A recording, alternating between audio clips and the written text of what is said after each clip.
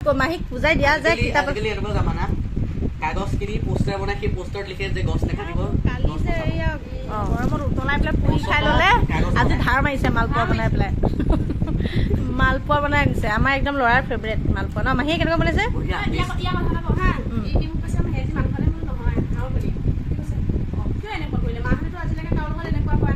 কেনেকুৱা কেনেকুৱা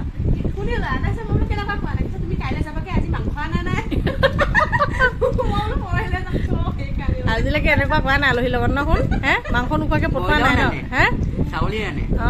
ব্ৰইলাৰো নানো এইবাৰ মানে ভাবিছে ছাগলী মাছটো ওচৰ পালো আৰু মাংস খোৱা নাই এটা সি আচৰিত মাহী মাংস খোৱা নাই এনেকুৱা এয়া আমি চব খোৱাত দিছি দেই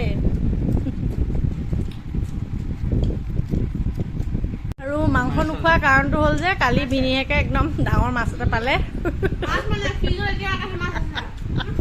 এনেকুৱা তেল নহয় মাছৰ কাঠ ইমান তেল ইমান খাব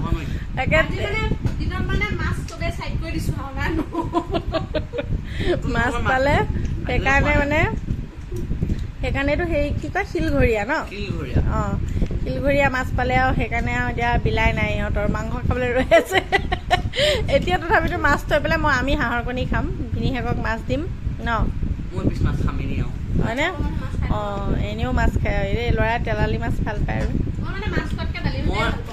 মই এনেই তেলালী মাছ তেল দিয়া মাছ থকা মাছ ভালেই পাওঁ কিন্তু কালি এনেকুৱা তেল খাব পৰা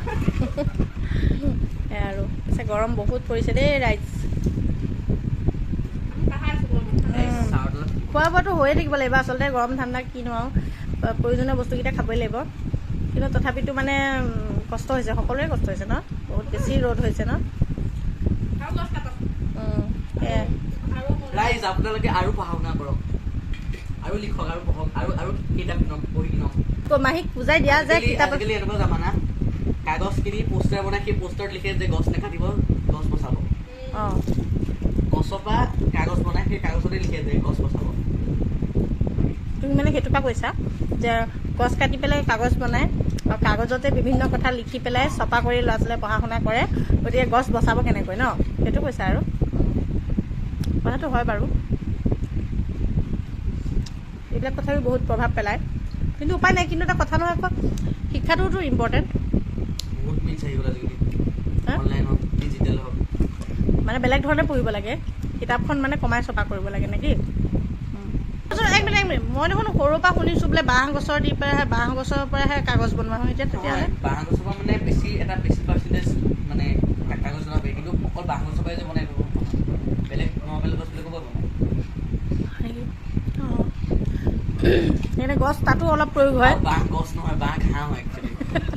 ডাঙৰ ঘাঁহ পৃথিৱীৰ আটাইতকৈ ডাঙৰ ঘাঁহ সেইটো এটা আমাৰ ভুল আচলতে সেইটো কিতাপত মানে লিখিতভাৱে আছে যে পৃথিৱীৰ আটাইতকৈ ডাঙৰ ঘাঁহবিধৰ নাম কি সেয়া হৈছে বেম্বো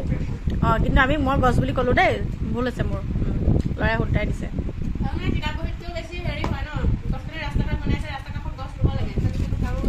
গছ কাটাৰ প্ৰব্লেম নাই ৰোৱাটোতো মিলাব লাগিব ন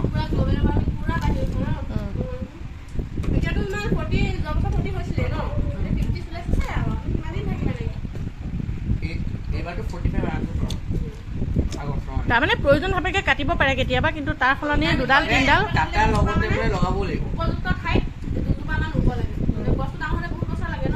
কিন্তু আৰু এটা কথা আমাৰ যাদৱ পায়েং ডাঙৰীয়াই যে কৈছে শ্ৰদ্ধাৰ মানে তেখেতে কৈছে যে অসমত গছ ৰুব নালাগে তেওঁ নিজে যাব তোমালোকে নাকাটিবা এতিয়া সেই তেনেকুৱা কথা আৰু গতিকে আমি যদি ৰুব নোৱাৰোঁ আমি কাটিবও নালাগে আমি চবে মালপোৱা খোৱা ধান্দাত আছো এইফালে দেখিছে গোটেই পিঁয়াজ অপাৰেশ্যন কৰি পিঁয়াজ উলিয়াই পেলালে গোটেই অপাৰেশ্যনত লাগি আছে তাই আমি ভাবিছো কিয় মাত বোল নাই মিছন অপাৰেশ্যন পিঁয়াজ এনেকুৱা হৈছে সেয়া কি চব অপাৰেশ্যন কৰি পেলালা পিঁয়াজখিনি আৰু সেই পিঁয়াজ খালে কি হ'ব